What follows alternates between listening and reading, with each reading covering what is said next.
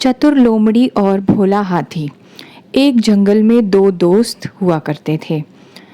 उस जंगल में वो दोनों दोस्त बहुत ही अच्छे से घूमते थे फिरते थे। दोनों एक साथ आते जाते, खाना पीना जो भी होता सब एक साथ ही करते। एक दिन चलते चलते उन्होंने रास्ते में शेर को देखा। शेर अपनी गुफा के बाहर खड़ा था।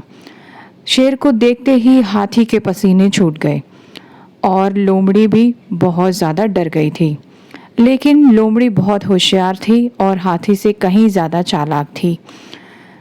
तो दोस्त होने के साथ साथ उन्होंने फैसला किया कि चलो हम एक दूसरे की बात वो मानकर एक बार शेर से बात करते हैं।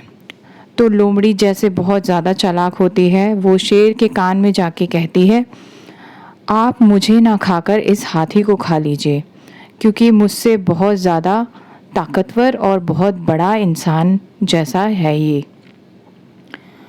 जैसे ही शेर उसकी ये बात सुनता है तो वो सोचने लग जाता है और इधर लोमड़ी ही मन में सोचकर बहुत खुश हो जाती है कि शायद शेर ने उसकी बात मान ली है।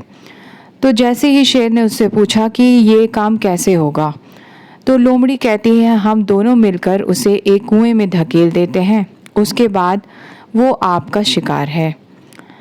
शेर को उसका ये तरकीब बहुत ही अच्छी लगती है और लोमड़ी भी बहुत ज़्यादा खुश हो जाती है। इसके बाद दोनों सलाह बनाते हैं कि क्यों ना हाथी को एक गड्ढे में फेंक दिया जाए। दोनों एक साथ कोशिश करके हाथी को गड्ढे में फेंक देते हैं और शेर भी बहुत ज़्यादा खुश हो जाता है। उसके बाद जैसे ही लोमड़ी ये कहती है कि अब शिकार आपका है, आप उसे खा सकते हैं, तो शेर बहुत ज़ोर ज़ोर से हंसने लगता है। लोमड़ी को कुछ भी समझ में नहीं आता है।